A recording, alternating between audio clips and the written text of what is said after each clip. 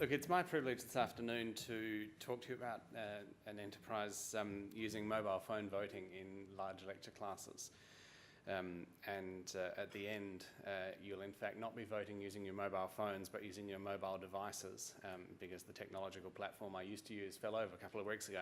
But we have a solution, so we'll carry on.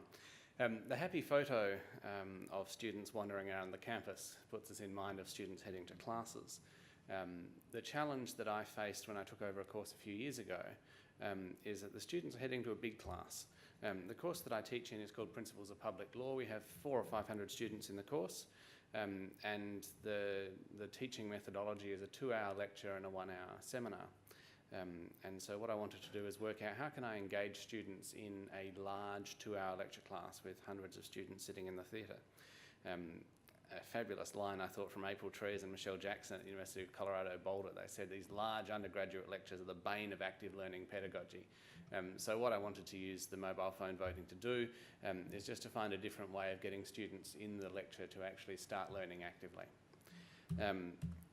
Not being an inventive sort, I had a bit of a look around, and one of the people whose work I quite like is a guy called Eric Mazur, a physicist at Harvard. And he has a number of things that he's into. One of them is this peer learning and concept testing. The idea is to break students down into small groups within a lecture environment where they can discuss particular problems, that's the peer learning part, and then to test them on it, and that's the concept test. So what we did in Principles of Public Law is introduce a pre-reading and some questions that the students are going to look at. So students had access, as always, to all of the lecture material, the slides and so on in advance of the lecture. But what we also gave them is a short 2-page reading that we wanted them to engage with before they came along. Then in the lecture, there's only 3 question cycles I now run. That turned out to be the right number for a 2-hour lecture, I thought. The students are given a question, they're asked to discuss that in a small group, and then to vote for their response, and then there's a group discussion that follows that.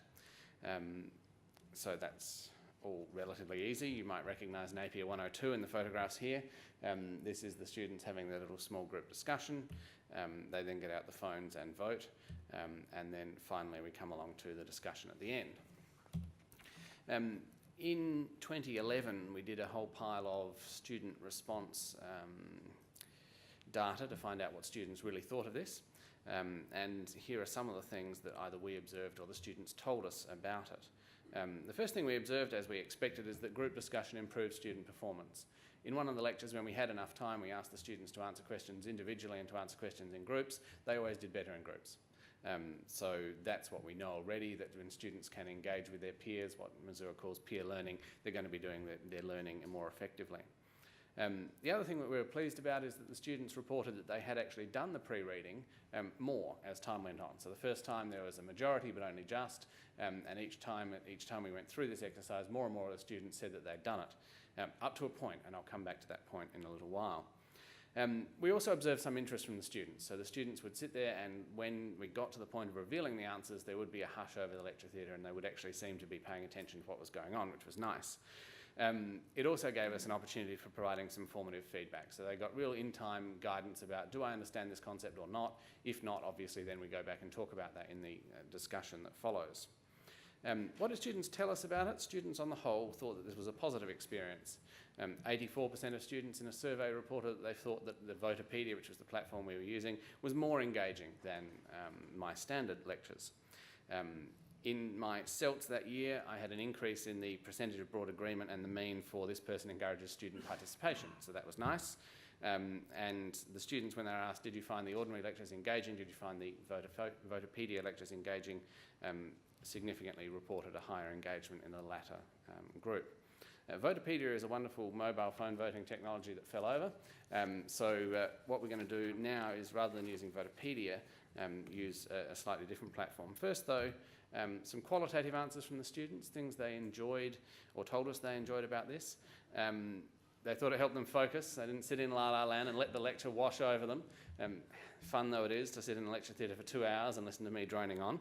One of the students, quite insightfully, I thought, this survey was done after the conclusion of the course, said that when they were revising for exams, they realised they'd actually learnt more in the lectures where they were doing something active than the lectures where they were just sitting there. And that's what we'd hoped for.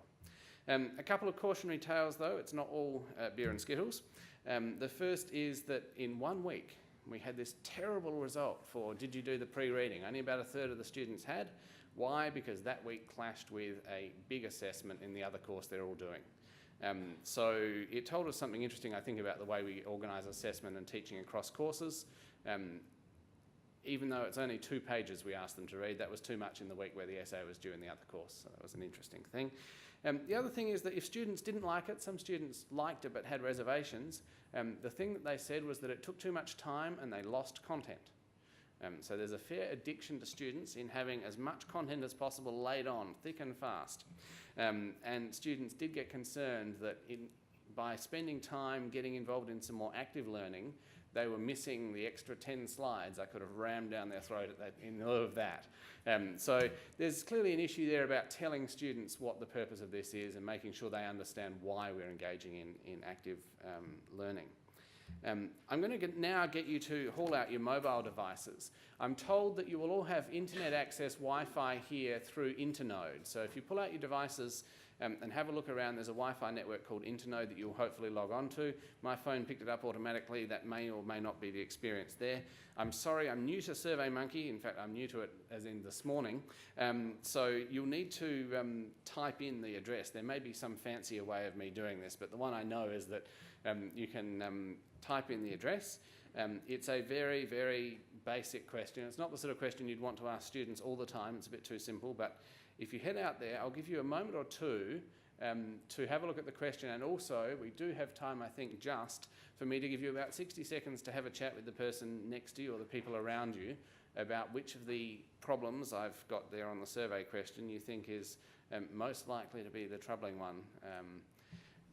I'll give you just a moment or two to try and find the network, to try and get out to the survey and have a chat with the person next to you. Obviously, once students do this a number of times, it becomes more familiar to them. The answers, I'm hoping, are about to pop up here. That may be able to be blown up a bit for you, but what have we got? This is a pretty neat arrangement. Yes, I always found that choosing the reading for students was pretty easy. I just find a High Court case that I like and make them read it, which is always fun. If 2 pages, well, it involves a bit of trimming. Getting the technology to work can be a pain, but in fact there are so many alternatives out there that if you don't use one, you use another. So I don't think that's really an issue. This is the first time I've ever had a problem with Votopedia, which I'm told no longer exists. It's ironic, really, that it's the old things that never work for us. I always find it hard to write multiple choice questions and to write 3 questions in a lecture that start off at a relatively basic level and then get students to build up to higher level thinking. This isn't a new problem, it's just the fact that I've never been very good at writing multiple choice questions, and the technology doesn't help me with that. So that's the bit I find hardest. The technology seems to run along quite happily. And so yes, the bottom one is the one I'd have gone for. Obviously in a lecture theatre we'd have a call for volunteers to explain their choices, but we're in a somewhat constrained environment here, so I'm not going to do that. If I shoot now back to the slides, all that remains for me to tell you is that if you are interested in finding out more about this in the breakout session, if you've never read a High Court case and always wanted to, now is the hour. I have a High Court case here for you to read, and we'll also have some discussion around that.